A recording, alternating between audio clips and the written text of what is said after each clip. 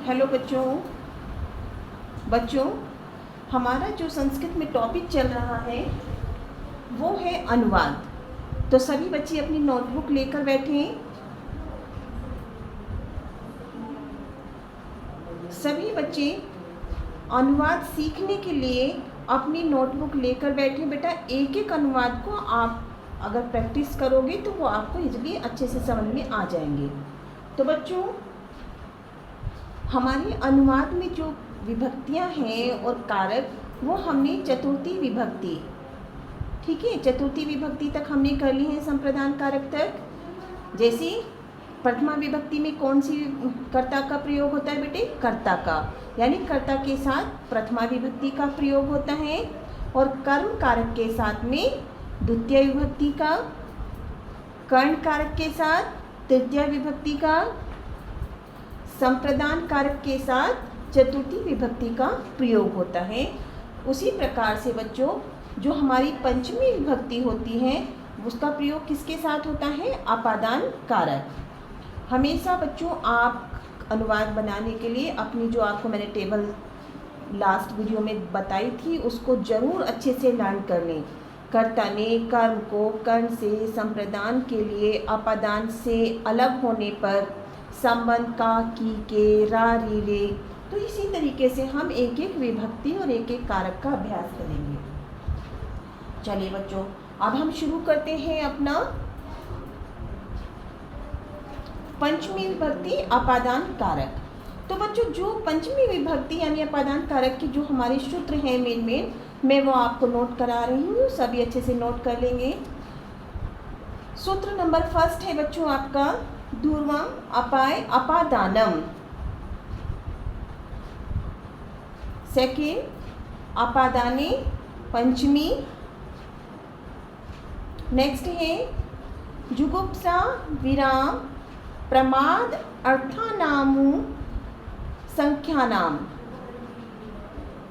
Next भित्र अर्थानाम भय हेतु।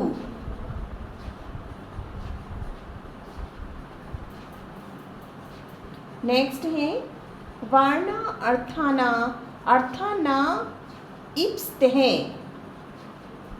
सूत्र आख्यातो उपयोगे। नेक्स्ट है भुवे प्रभवे।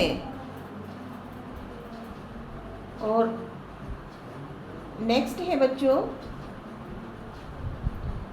प्रत्विगे नाना नाभि स्थित्या अनंतर इस्याम।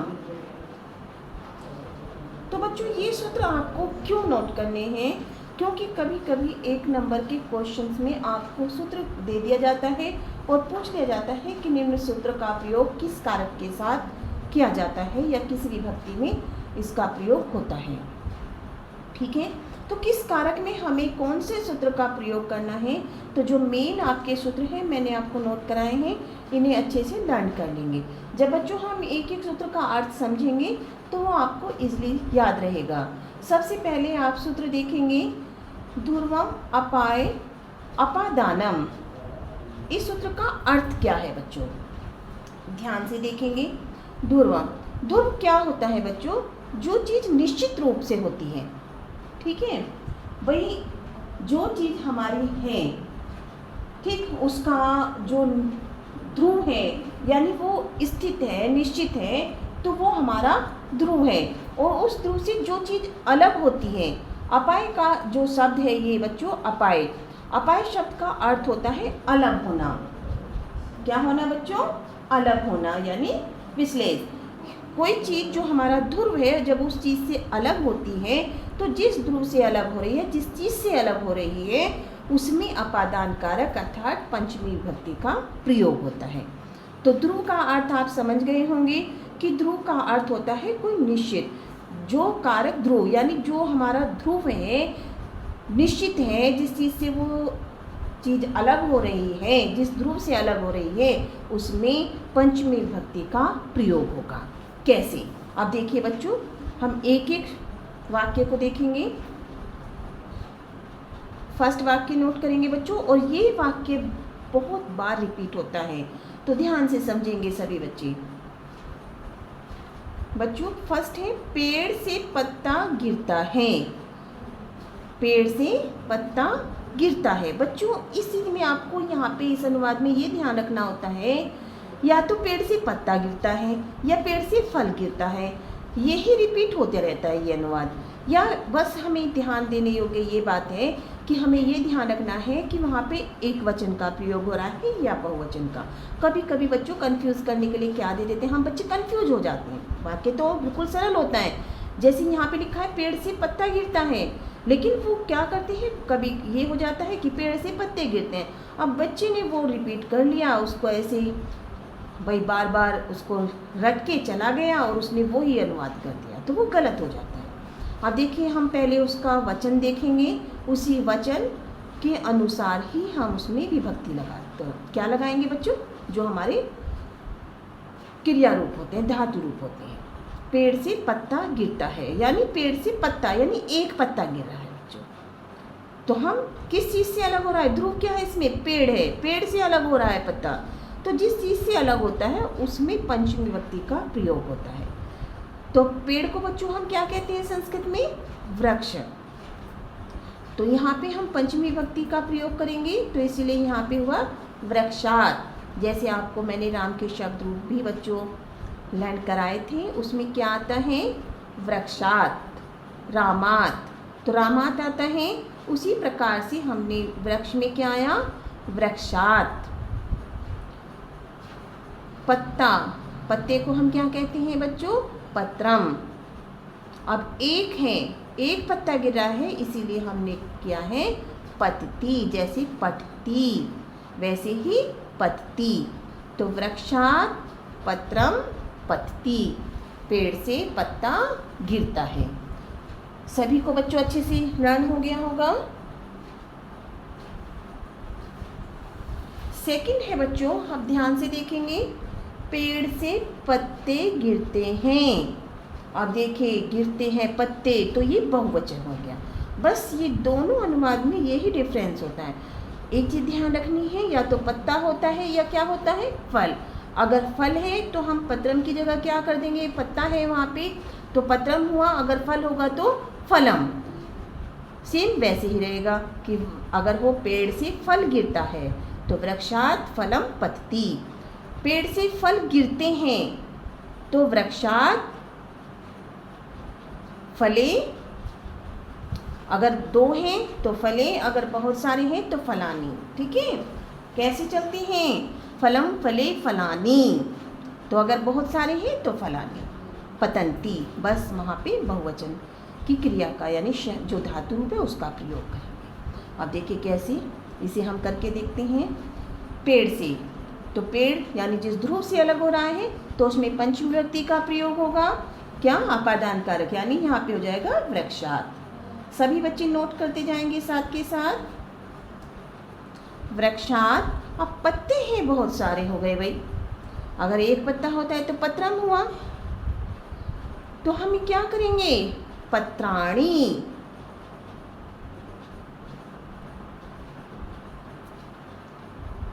ठीक है, पतंती, जैसे पठंती बहुवचन में होता है प्रथम पुरुष के, वैसे ही हमने जो हमारे पत धातु के रूप है उसके बहुवचन शब्द का प्रयोग किया, तो हमारा अनुवाद बिल्कुल सही हो गया। वृक्षात पत्राणी पतंती। सबको बच्चों अच्छे से क्लियर हो गया होगा। अगला देखेंगे अनुवाद, वह गांव से विद्यालय आता है। कहाँ से आया बच्चों, गांव से। कहाँ आया, विद्यालय। तो गांव से यानी एक निश्चित है गांव से, यानी इसमें ध्रुव क्या है हमारा, गांव। तो पहले हम इसकी संस्कृत बनाते हैं, वह की क्या होती है बच्चों, बताएंगे सभी। चलिए नोट करें, से मीन्स वह।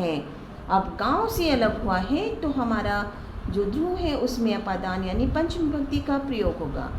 गांव को क्या कहते हैं बच्चों, ग्राम। तो ग्रामात।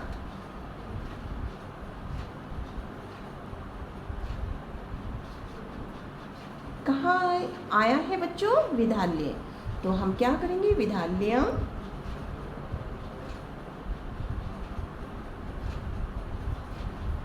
अब बच्चों कभी कभी बच्चे जैसे हमारे गच धातु के रूप तो होते हैं जाना, ठीक है, जाने के लिए प्रयोग होता है, और जब हम उसमें आ उपसर्ग लगा देते हैं तो वो उसका मतलब हो जाता है आगमन, यानी आने के लिए प्रयोग होते हैं। तो वह गांव से विद्यालय आता है, तो अगर हम जाता है तो गच्छति का प्रयोग होता है, और आता है तो क्या करेंगे, आ गच्छति, ठीक है, आ उपसर्ग लगा देते हैं उसमें।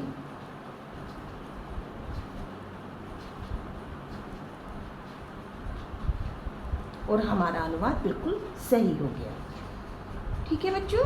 से ग्रामात् विद्यालयम् आगच्छति, तो सबको अच्छे से क्लियर हो गया होगा, हो गया बच्चों सबको। अब हम आगे बढ़ते हैं। नेक्स्ट देखिए, अपादाने कारक पंचमी, ये आपको समझ में आ गया होगा कि दुरुम अपाय अपादानम, यानी जो ध्रुव होता है, जो निश्चित रूप से है, जिस चीज़ से कोई वस्तु अलग होती है, जिस चीज़ से भी अलग हो रही है, उस चीज़ में हम पंचमी व्यक्ति यानी अपादान कारक का प्रयोग करते हैं। अपाय शब्द का अर्थ होता है अलग होना, ठीक है बच्चों। अब अगला सूत्र देखेंगे, दिखाई दे रहा है बच्चों के लिए बिल्कुल।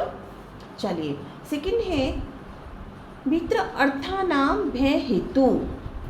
भय, भय का मतलब आप समझ गए होंगे, डर से है बच्चों, ठीक है। तो भय का अर्थ क्या होता है, जिससे हमें भय लगता है, जिस चीज़ से हमें डर लग रहा है उस चीज़ में। और त्राण होता है बच्चों रक्षा करना, तो जिस चीज़ से हमें या तो डर लग रहा हो या जिस चीज़ से हमारी रक्षा की जा रही हो, तो इन दोनों के अर्थ देने वाली धातुओं के योग में हमें क्या होता है, अपादान कारक का प्रयोग करते हैं हम, ठीक है।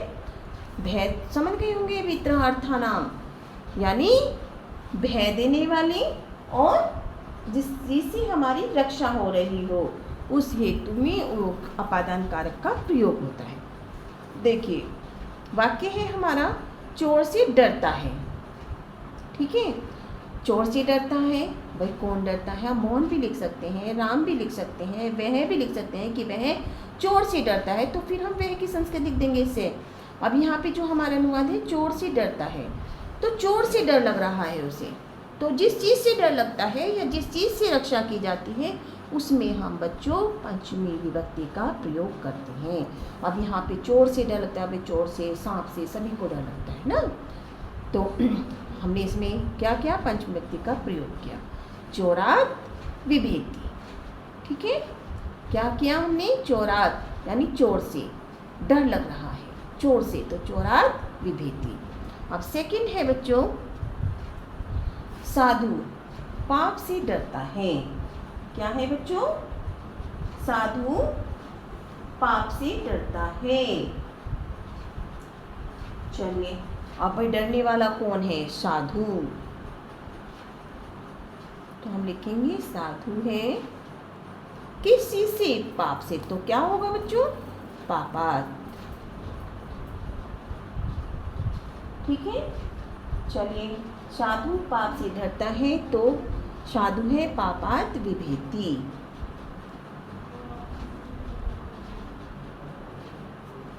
तो ये हमारा अनुवाद बिल्कुल सही हो गया। अब देखिए अगला अनुवाद क्या है बच्चों, वीर दुष्ट से नारी की रक्षा करता है।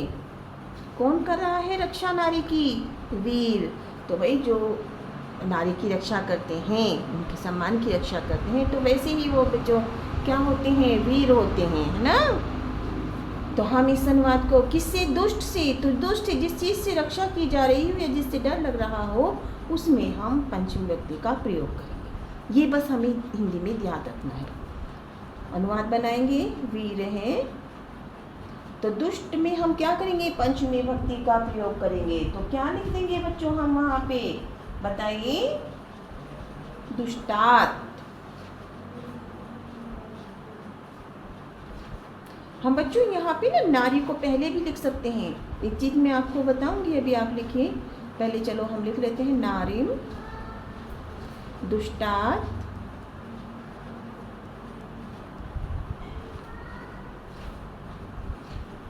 अब रक्षा करता है, तो क्या करेंगे, रक्षती, वीर है नारीम दुष्टात् रक्षति।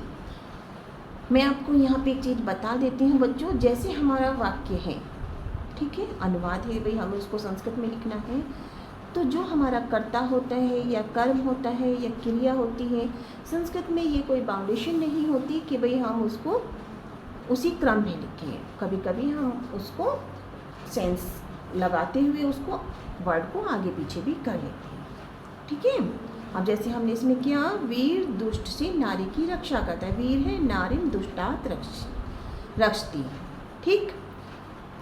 बस हमें क्या ध्यान रखना है कि जिस वर्ड में जिस कारक चिन्ह का प्रयोग होगा, जिस विभक्ति का प्रयोग होगा, वही हमें उस वर्ड में प्रयोग करना है। क्रम चेंज हो सकता है, जिस धातु का प्रयोग होगा उसी का हो, जिस वचन का हो वही वचन हो, जिस पुरुष का हो उस पुरुष का। तो ये चीज़ें हमें अनुवाद में ध्यान देने योग्य होती हैं, ठीक है बच्चों। आगे बढ़ते हैं, नेक्स्ट सूत्र पे चलते हैं हम अपना। थर्ड सूत्र है बच्चों हमारा, जुगुप्सा विराम प्रमाद अर्थानामो संख्या नाम। जुगुप्सा विराम प्रमाद अर्थानाम संख्या नाम।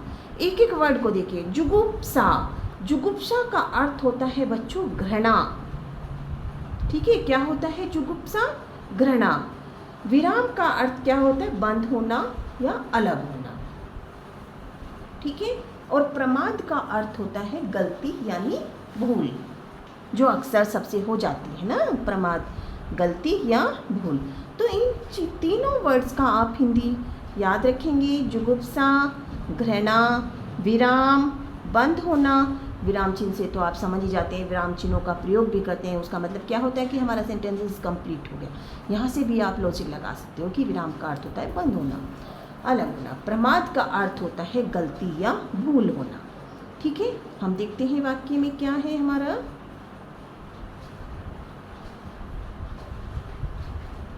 फर्स्ट है, महान पुरुष पाप से घृणा करता है। क्या है बच्चों? महान पुरुष पाप से घृणा करता है। तो जो महान पुरुष होगा भी पाप से तो सभी को बचना चाहिए। तो क्या करेंगे हम? महापुरुष है पापात जुगुप्सते, ठीक है। महापुरुष है पापात जुगुप्से, यानी जो महापुरुष होता है वो पाप से घृणा करता है। वाक्य हमारा बिल्कुल सही हो गया। सेकंड है, वह सत्य से नहीं हटता है। वह सत्य से नहीं हटता है। तो बिल्कुल क्लियर बात है भाई, सत्य से हटना भी नहीं चाहिए, अपनी बात पे अडिग रहना चाहिए, सच बोलना चाहिए, लेकिन परिस्थिति के अनुसार, है ना। तो वह की संस्कृत क्या होती है? से। दिखाई दे रहा है ना बच्चों सबको? सत्य से, सत्यात, नहीं का ने विरमते, यानी वह से सत्यात ने विरमते, वह सत्य से नहीं हटता है। अब देखिए अगला वाक्य क्या कहता है? मोहन धर्म से प्रमाद नहीं करता है, ठीक है। मोहन धर्म से प्रमाद नहीं करता है। प्रमाद में गलती या भूल, ठीक है, लेकिन हो जाता है, स्वाभाविक है भाई गलती हो जाना। चलिए अब अनुवाद बनाते हैं हम। मोहने धर्मात् ने प्रमाद्यति, ठीक है। तो इसमें बच्चों हमारा क्या है? संधि हो रखी है। आप ध्यान से उन चीज़ों को, संयुक्त व्यंजन को देख लेंगे, ठीक। तो बच्चों आज हम यहाँ पर इतना ही करेंगे। बाकी के सूत्र मैं आपको नेक्स्ट अगली वीडियो में अच्छे से समझाऊंगी। सभी बच्चों को अनुवाद समझ में आ रहे हैं तो प्लीज़ कमेंट करें, लाइक करें। बच्चों जब तक आप लाइक या कमेंट नहीं करते तो मुझे ऐसे लगता है कि आपको शायद अनुवाद समझ में नहीं आ रहे। अगर समझ में नहीं आ रहे हैं तब भी आप कमेंट बॉक्स में जा कर के कमेंट लिखें कि मैम हमें ये वाला फिर से रिपीट करा दीजिए। तभी मैं आपकी जो भी परेशानी आ रही है, जो भी आपको समस्या उसमें आती है, तो मैं उसको क्लियर कर पाऊँ। आपको बच्चों वीडियो अच्छी लग रही हो तो प्लीज़ लाइक और सब्सक्राइब ज़रूर करें। ओके बच्चों, थैंक यू।